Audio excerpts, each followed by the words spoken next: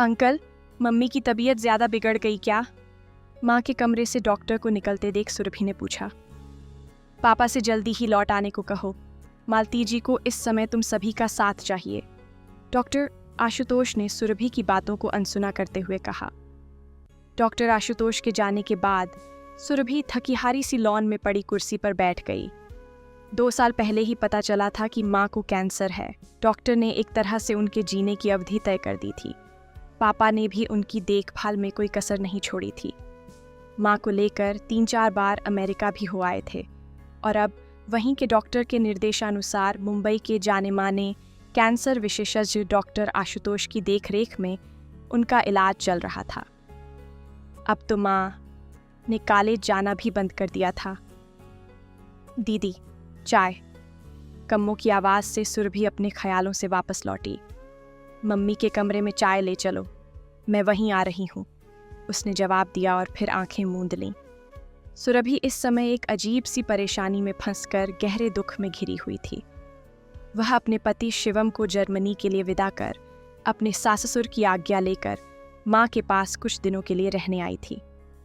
2 दिन पहले store room की सफाई करवाते समय माँ की एक पुरानी डायरी सुरभि के हाथ लगी थी, जिसके पन्नों ने उसे माँ के दर्द से परिचित कराया। ऊपर आ जाओ दीदी, कम्मो की आवाज़ ने उसे ज़्यादा सोचने का मौका नहीं दिया। सुरभि ने माँ के साथ चाय पी और हर बार की तरह उनके साथ ढेरों बातें की। इस बार सुरभि के अंदर की उथल पुथल को मालती नहीं जान पाई थी। सुरभि चाय पीते पीते माँ के चेहरे को ध्यान से देख रही थी। उस निश्चल हंसी के पीछे वह दुख जिसे सुरभि ने हमेशा ही माँ की बीमारी का हिस्सा समझा था, उसका राज तो उसे 2 दिन पहले ही पता चला था। थोड़ी देर बाद नर्स ने आकर माँ को इंजेक्शन लगाया और आराम करने को कहा तो सुरभि भी नीचे अपने कमरे में आ गई। रह रह कर सुरभि का मन उसे कोस रहा था। कितना गर्व था उसे अपने व माता पिता के रिश्तों पर, जहाँ कुछ भी गोपनीय न था। सुरभि के बचपन से लेकर आज तक उसकी सभी परेशानियों का हल उसकी माँ ने ही किया था। चाहे वह परीक्षाओं में पेपर की तैयारी करने की हो या किसी लड़के की दोस्ती की, सभी विषयों पर मालती ने एक अच्छे मित्र की तरह उसका मार्गदर्शन किया और जीवन को अपनी तरह से जीने की पूरी आज़ादी दी। उसकी मित्र मंडली को उन माम बेटी के इस मैत्रिक रिश्ते से ईर्ष्या होती थी। अपनी बीमारी का पता चलते ही मालती को सुरभि की शादी की जल्दी पड़ गई, परंतु उन्हें इस बात के लिए ज़्यादा मेहनत नहीं करनी पड़ी। परेश के व्यापारिक मित्र व जाने माने उद्योगपति ईश्वरनाथ के बेटे शिवम का रिश्ता जब सुरभि के लिए आया तो मालती ने चट मंगनी पट ब्याह कर दिया। सुरभि ने शादी के बाद अपना जर्नलिज्म का कोर्स पूरा किया। दीदी, माँ जी खाने पर आपका इंतज़ार कर रही हैं, कम्मो ने कमरे के अंदर झांकते हुए कहा। खाना खाते समय भी सुरभि का मन माँ से बार बार खुलकर बातें करने को कर रहा था, मगर वह चुप ही रही। माँ को दवा देकर सुरभि अपने कमरे में चली आई। कितनी गलत थी मैं, कितना नाज था मुझे अपनी और माँ की दोस्ती पर, मगर दोस्ती तो हमेशा माँ ने ही निभाई। मैंने आज तक उनके लिए क्या किया? लेकिन इसमें शायद थोड़ा बहुत कसूर हमारी संस्कृति का भी है, जिसने नवीनता की चादर ओढ़ते हुए समाज को इतनी आज़ादी तो दे दी थी कि माँ चाहे तो अपने बच्चों की राजदार बन सकती है, मगर संतान हमेशा संतान ही रहेगी। उन्हें माता पिता के अतीत में झांकने का कोई हक नहीं है। आज सुरभि अपने आप से ही ये सब कुछ कह सुन रही थी।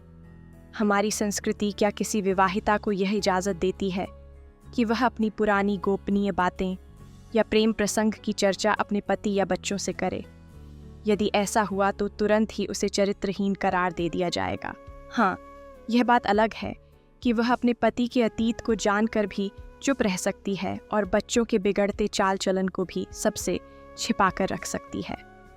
सुरभि का हृदय आज तर्क पर तर्क दे रहा था और उसका दिमाग खामोशी से सुन रहा था। सुरभि सोच सोच कर जब बहुत परेशान हो गई तो उसने कमरे की लाइट बंद कर दी। माँ की वह डायरी पढ़कर सुरभि तड़प कर रह गई थी, यह सोचकर कि जिन्होंने अपनी सारी उम्र इस घर को, उसके जीवन को सजाने संवारने में लगा दी, जो हमेशा एक अच्छी पत्नी, माँ और उससे भी ऊपर एक मित्र बनकर उसके साथ रहीं, उस स्त्री के मन का एक कोना आज भी गहरे दुख और अपमान की आग में झुलस रहा था। उस डायरी से ही सुरभि को पता चला कि उसकी माँ यानी मालती की MSc करते सगाई हो गई थी। मालती के पिता ने एक उद्योगपति घराने में बेटी का रिश्ता पक्का किया था। लड़के का नाम अमित साहनी था।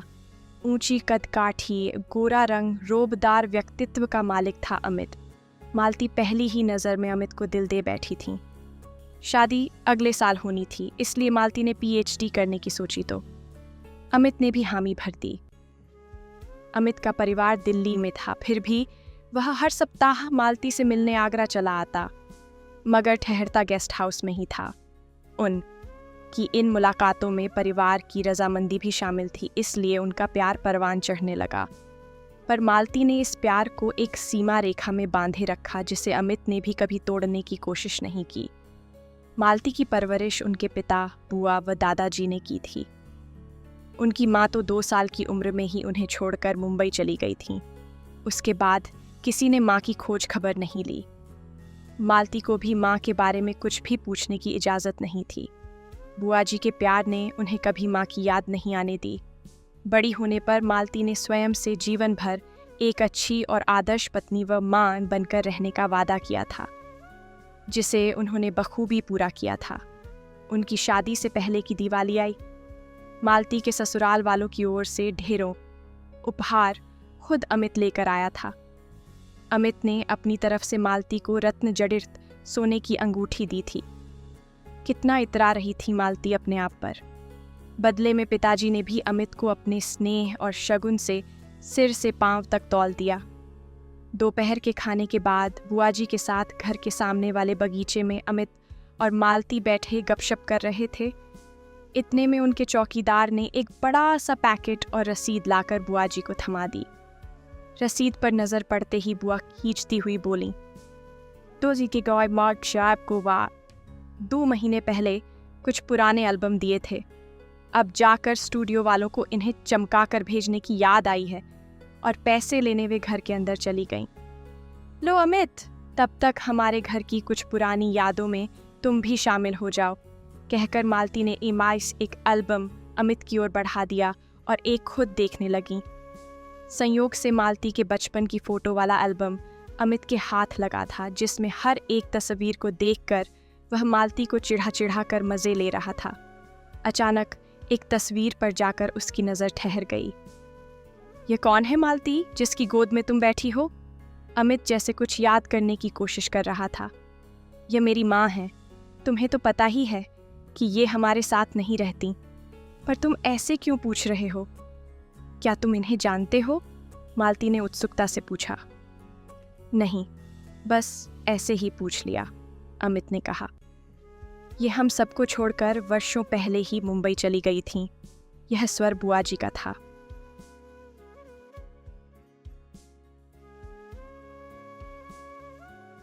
बात वहीं खत्म हो गई थी। शाम को अमित सबसे विदा लेकर दिल्ली चला गया। इतना पढ़ने के बाद सुरभि ने देखा कि डायरी के कई पन्ने खाली थे, जैसे उदास हों। फिर अचानक एक दिन अमित साहनी के पिता का माफ़ी भरा फ़ोन आया कि यह शादी नहीं हो सकती। सभी को जैसे सांप सूंघ गया। किसी की समझ में कुछ नहीं आया।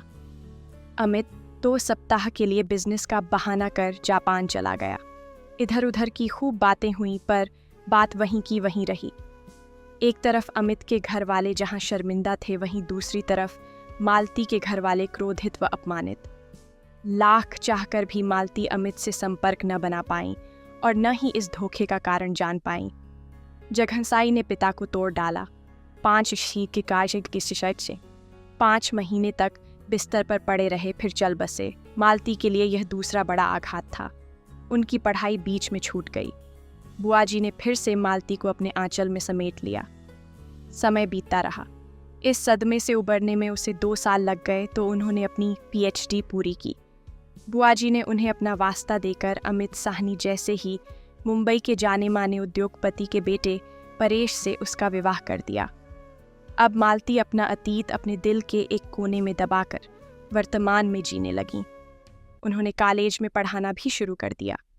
परेश ने उन्हें सब कुछ दिया, प्यार, सम्मान, धन और सुरभि। सभी सुखों के साथ जीते हुए भी जब तब मालती अपनी उस पुरानी टीस को बूंद बूंद कर डायरी के पन्नों पर लिखती थीं। उन पन्नों में जहां अमित के लिए उसकी नफरत साफ झलकती थी, वहीं परेश के लिए अपार स्नेह भी दिखता था। उन्हीं पन्नों में सुरभि ने अपना बचपन पढ़ा। रात के 3 बजे अचानक सुरभि की आंखें खुल गईं। लेटे लेटे वे माँ के बारे में सोच रही थीं। वे उनके उस दुख को बांटना चाहती थीं, पर हिचक रही थीं। अचानक उसकी नज़र उस बड़ी सी पोस्टरनुमा तस्वीर पर पड़ी जिसमें वह अपने मम्मी पापा के साथ खड़ी थी।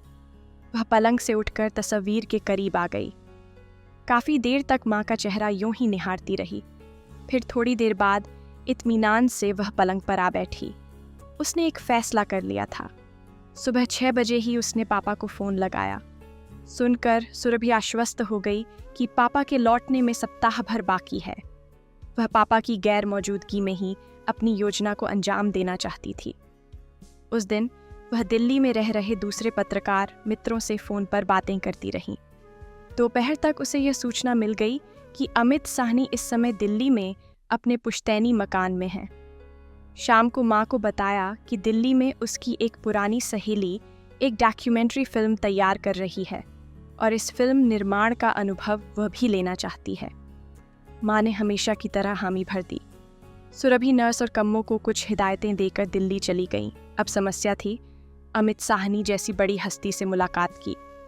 दोस्तों की मदद से उन तक पहुंचने का समय उसके पास नहीं था, इसलिए उसने योजना के अनुसार अपने ससुर ईश्वरनाथ से अपनी ही एक दोस्त का नाम लेकर अमित साहनी से मुलाकात का समय फिक्स कराया। ईश्वरनाथ के लिए यह कोई बड़ी बात न थी। अगले दिन सुबह 10 बजे का वक्त सुरभि को दिया गया। आज ऐसे वक्त में पत्रकारिता का कोर्स उसके काम आ रहा था।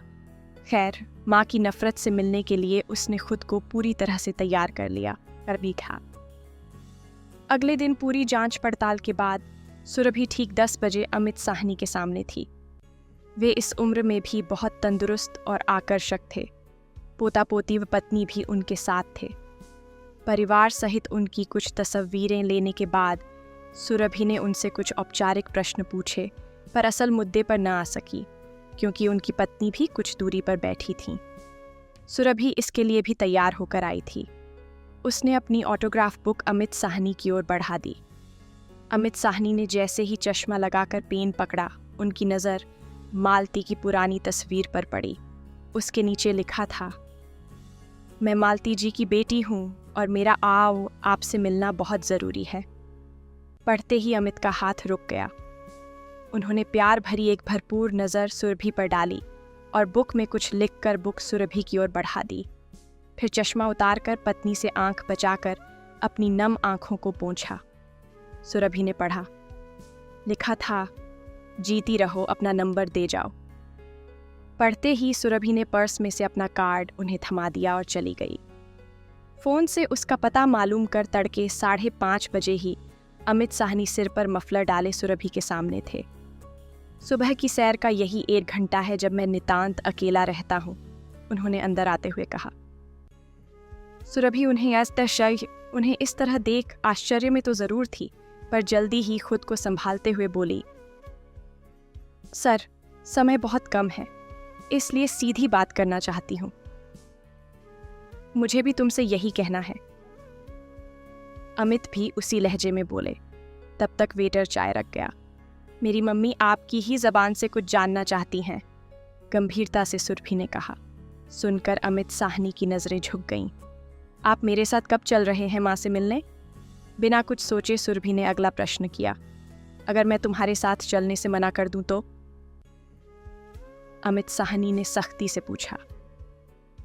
मैं इससे ज़्यादा आपसे उम्मीद भी नहीं करती, मगर इंसानियत के नाते ही सही, अगर आप उनका ज़रा सा भी सम्मान करते हैं तो उनसे ज़रूर मिलिएगा। वे अपने जीवन के अंतिम पड़ाव पर हैं। कहते कहते नफ़रत और दुख से सुरभि की आंखें भर आईं। क्या हुआ मालती को? चाय का कप मेज़ पर रखकर चौंकते हुए अमित ने पूछा। उन्हें कैंसर है और पता नहीं अब कितने दिन की हैं, सुरभि भरे गले से बोल गई। ओह, सॉरी बेटा, तुम जाओ, मैं जल्दी ही मुंबई आऊँगा, अमित साहनी धीरे से बोले और सुरभि से उसके घर का पता लेकर चले गए। दोपहर को सुरभि माँ के पास पहुंच गई। कैसी रही तेरी फिल्म? माँ ने पूछा। अभी पूरी नहीं हुई मम्मी, पर वहां अच्छा लगा, कहकर सुरभि माँ के गले लग गई। दीदी, कल रात माँ जी खुद उठकर अपने स्टोर रूम में गई थीं। लग रहा था जैसे कुछ ढूंढ रही हों। काफ़ी परेशान लग रही थीं, कम्मो ने सीढ़ियाँ उतरते हुए कहा। थोड़ी देर बाद माँ से आंख बचाकर उसने उनकी डायरी स्टोर रूम में ही रख दी। उसी रात सुरभि को अमित साहनी का फ़ोन आया कि वह कल 11:30 बजे की फ़्लाइट से मुंबई आ रहे हैं। सुरभि को माँ की डायरी का हर वह पन्ना याद आ रहा था जिसमें लिखा था कि काश मृत्यु से पहले एक बार अमित उसके सवालों के जवाब दे जाता। कल का दिन माँ की जिंदगी का अहम दिन बनने जा रहा था। यही सोचते हुए सुरभि की आंख लग गई। अगले दिन उसने नर्स से दवा आदि के बारे में समझकर उसे भी रात को आने को बोल दिया। करीब 1 बजे अमित साहनी उनके घर पहुंचे। सुरभि ने हाथ जोड़कर उनका अभिवादन किया तो उन्होंने ढेरों आशीर्वाद दे डाले। आप यहीं बैठिए, मैं माँ को बताकर आती हूँ। एक विनती है, हमारी मुलाकात का माँ को पता न चले, शायद बेटी के आगे वे कमज़ोर पड़ जाएं, सुरभि ने कहा और ऊपर चली गई। मम्मी, आपसे कोई मिलने आया है, उसने अनजान बनते हुए कहा। कौन है? माँ ने सूप का बाउल कम्मो को पकड़ाते हुए पूछा। कोई मिस्टर अमित साहनी नाम के सज्जन हैं, कह रहे हैं दिल्ली से आए हैं। सुरभि वैसे ही अनजान बनी रही। कौन आया है? माँ के शब्दों में एक शक्ति सी आ गई थी। ऐसा करती हूँ, आप यहीं रहिए, उन्हें ही ऊपर बुला लेते हैं। माँ के चेहरे पर आए भाव सुरभि से देखे नहीं जा रहे थे। वह जल्दी से कहकर बाहर आ गई। मालती कुछ भी सोचने की हालत में नहीं थी। यह वह मुलाकात थी जिसके बारे में उन्होंने हर दिन सोचा था। थोड़ी देर में सुरभि के पीछे पीछे अमित साहनी कमरे में दाखिल हुए, मालती के पसंदीदा पीले गुलाबों के बुके के साथ। मालती का पूरा अस्तित्व कांप रहा था, फिर भी उन्होंने अमित का अभिवादन किया। सुरभि इस समय की माँ की मानसिक अवस्था को अच्छी तरह समझ रही थी। वह आज माँ को खुलकर बात करने का मौका देना चाहती थी, इसलिए डॉक्टर आशुतोष के पास उनकी कुछ रिपोर्ट्स लेने के बहाने वह घर से बाहर चली गई। कितने बेशर्म हो तुम जो इस तरह से मेरे सामने आ गए, न चाहते हुए भी मालती क्रोध से चीख उठी। कैसी हो मालती? उसकी बातों पर ध्यान न देते हुए अमित ने पूछा और पास के सोफे पर बैठ गए। अभी तक जिंदा हूं। मालती का क्रोध उफान पर था। उनका मन तो कर रहा था कि जाकर अमित का मुंह नोच लें। इसके विपरीत अमित शांत बैठे थे। शायद वे भी चाहते थे कि मालती के अंदर का भरा क्रोध आज पूरी तरह से निकल जाए। होटल ताज में ईश्वरनाथ जी से मुलाकात हुई थी, उन्हीं से तुम्हारे बारे में पता चला। तभी से मन बार बार तुमसे मिलने को कर रहा था। अमित ने सुरभि के सिखाए शब्द दोहरा दिए, परंतु यह स्वयं उसके दिल की बात भी थी। मेरे साथ इतना बड़ा धोखा क्यों किया अमित? अपलक अमित को देख रही मालती ने उनकी बातों को अनसुना कर अपनी बात रखी। इतने में कम्मो चाय और नाश्ता रख गई। तुम्हें याद है वह दोपहरी जब मैंने एक तस्वीर के विषय में तुमसे पूछा था और तुमने उन्हें अपनी माँ बताया था? अमित ने मालती को पुरानी बातें याद दिलाईं। मालती यूं ही खामोश बैठी रहीं तो अमित ने आगे कहना शुरू किया। उस तस्वीर को मैं तुम सबसे छिपाकर एक शक दूर करने के लिए अपने साथ दिल्ली ले गया था। मेरा शक सही निकला था। यह वृंदा यानी तुम्हारी माँ वही औरत थी जो दिल्ली में अपने पार्टनर के साथ एक मशहूर ब्यूटी पार्लर और मसाज सेंटर चलाती थी। इससे पहले वह यहीं मुंबई में मॉडलिंग करती थी। उसका नया नाम वैंडी था। इसके बाद अमित ने अपनी चाय बनाई और मालती की भी। उसने आगे बोलना शुरू किया। उस मसाज सेंटर की एड में ड्रग्स की बिक्री, वेश्यावृत्ति जैसे धंधे होते थे और समाज के उच्च तबके के लोग वहाँ के ग्राहक थे। ओह, तो ये बात थी। पर इसमें मेरी क्या गलती थी? रोते हुए मालती ने पूछा। जब मैंने MBA में नया नया दाखिला लिया था तब मेरे दोस्तों में से कुछ लड़के भी वहाँ के ग्राहक थे। एक बार हम दोस्तों ने दक्षिण भारत घूमने का 7 दिन का कार्यक्रम बनाया और हम सभी इस बात से बहुत रोमांचित थे कि उस मसाज सेंटर से हम लोगों ने जो 2 टॉप की कॉल गर्ल्स बुक कराई थीं, उनमें से एक वैंडी भी थी जिसे हाई प्रोफाइल ग्राहकों के बीच पुरानी शराब कहकर बुलाया जाता था। उसकी उम्र उसके व्यापार के आड़े नहीं आई थी। अमित ने अपनी बात जारी रखी। उसे अब मालती के सवाल भी सुनाई नहीं दे रहे थे। चाय का कप मेज पर रखते हुए अमित ने फिर कहना शुरू किया, मेरी परवरिश ने मेरे कदम जरूर बहका दिए थे मालती। जवानी का जोश मैं रोक नहीं सका और मैंने तुम्हारे माँ के साथ कुछ रातें गुजारी। पर मैं इतना भी नीचे नहीं गिरा था कि जिस स्त्री के साथ 7 दिन बिताए थे उसी की मासूम और अनजान बेटी को पत्नी बनाकर उसके साथ जिंदगी बिताता। मेरा विश्वास करो मालती, यह घटना तुम्हारे मिलने से पहले की है। मैं तुमसे बहुत प्यार करता था। मुझे अपने परिवार की बदनामी का भी डर था, इसलिए तुमसे बिना कुछ कहे सुने दूर हो गया, कहकर अमित ने अपना सिर सोफे पर टिका दिया। आज बरसों का बोझ उनके मन से हट गया था। मालती भी अब लेट गई थीं। वे अभी भी खामोश थीं। थोड़ी देर बाद अमित चले गए। उनके जाने के बाद मालती बहुत देर तक रोती रहीं।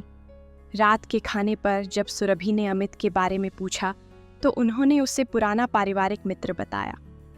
लगभग 3 महीने बाद मालती चल बसीं, परंतु इतने समय उनके अंदर की खुशी को सभी ने महसूस किया था। उनके मृत चेहरे पर भी सुरभि ने गहरी संतुष्टि भरी मुस्कान देखी थी। माँ की 13वीं वाले दिन अचानक सुरभि को उस डायरी की याद आई। उसमें लिखा था, मुझे क्षमा कर देना अमित, तुमने अपने साथ साथ मेरे परिवार की इज्जत भी रख ली थी। मैं पूर्ण रूप से तृप्त हूँ। मेरी सारी प्यास बुझ गई। पढ़ते ही सुरभि ने डायरी सीने से लगा ली। उसमें उसे माँ की गर्माहट महसूस हुई थी। आज उसे स्वयं पर गर्व था क्योंकि उसने सही माने में माँ के प्रति अपनी दोस्ती का फर्ज जो अदा किया था।